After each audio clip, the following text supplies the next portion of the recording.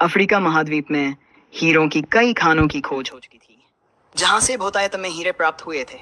वहां के एक गांव में एक किसान रहता था जो अक्सर उन लोगों की कहानियां सुना करता था जिन्होंने हीरो की खान खोज कर अच्छे पैसे कमाए और अमीर बन गए। वह भी हीरे की खान खोज कर अमीर बनना चाहता। एक दिन अमीर बनने के अपने सपने को साकार करने के लिए उसने अपना खेत बेच दिया और हीरो की खान की खोज में निकल पड़ा। अफ्रीका के लगभग सभी स्थानों पर खोज करने के बाद भी उसे हीरो का कुछ पता नहीं चला। समय के साथ उसका मनोबल गिरने लगा। उसे अपना अमीर बनने का सपना टूटता दिखाई देने वह इतना हताश हो गया कि उसने जीने की इच्छा ही खो दी और एक दिन उसने नदी में कूदकर अपनी जान दे दी।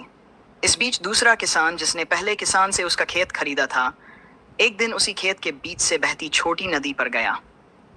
अचानक उसने देखा कि नदी के पानी से इंद्रधनुषी प्रकाश निकल रहा था।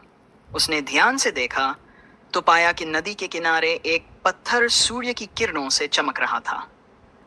किसान ने झुककर वह पत्थर उठाया और उसे घर ले आया। वह एक सुंदर पत्थर था।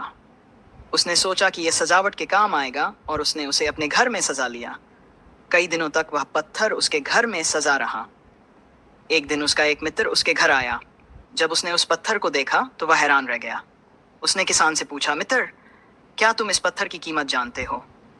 किसान ने जवाब दिया, नहीं, मुझे लगता है कि यह हीरा है, शायद अब तक खोजे गए सबसे बड़े हीरों में से एक, उसके मित्र ने कहा। किसान के लिए इस बात पर यकीन करना मुश्किल था। उसने अपने मित्र को बताया कि उसे यह पत्थर अपने खेत की नदी के किनारे मिला है।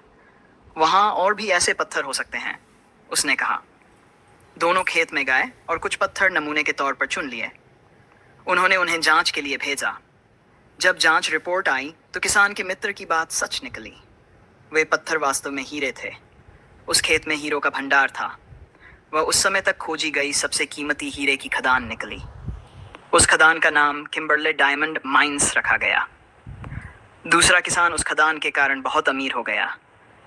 पहला किसान अफ्रीका में दर दर भटकता रहा और अंत में अपनी जान दे दी, जबकि हीरे की खान उसके अपने खेत में उसके कदमों के नीचे ही थी।